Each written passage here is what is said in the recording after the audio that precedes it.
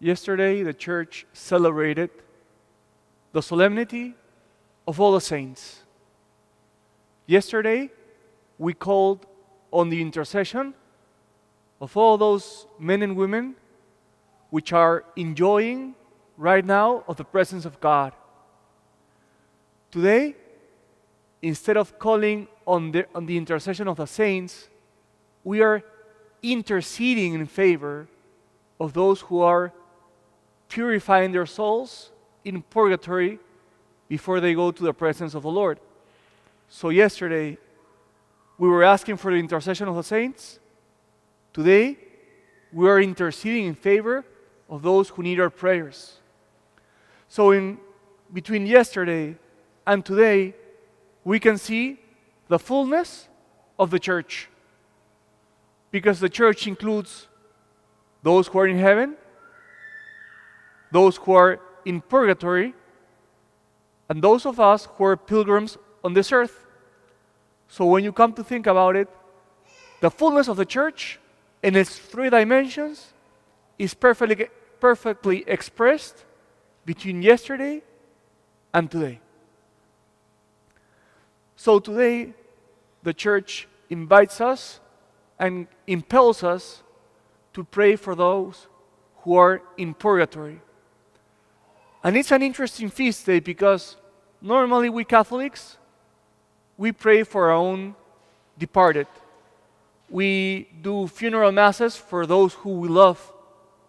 But today is an occasion where we're not praying only for those who we knew and who we are interested in, but today I am praying for yours and you are praying for mine. Today is an expression of the solidarity of the whole church. I'm not only praying for those whom I knew, but we're all praying for all the souls in purgatory. And when you come to think about it, it's nice because the church is teaching us that the love between us is so powerful that not even after death we forget about those who we loved. Again, the church teaches us that charity is supposed to be so intense in our lives that not even death makes us forget those whom we love. It's also important to think about those in purgatory.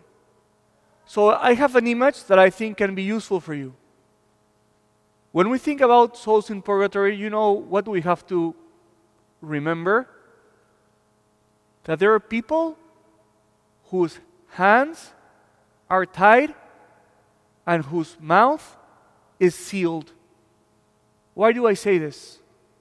Because souls in purgatory, they cannot acquire merit anymore. They cannot use their hands to do good deeds, and they cannot use their mouth to proclaim the gospel or to say good things. Their hands are bound and their mouth is shut. So the only one who can do something for them is you, and also me with our prayers. And I think it's important to remind ourselves that it is very likely that most of us are going to go to purgatory.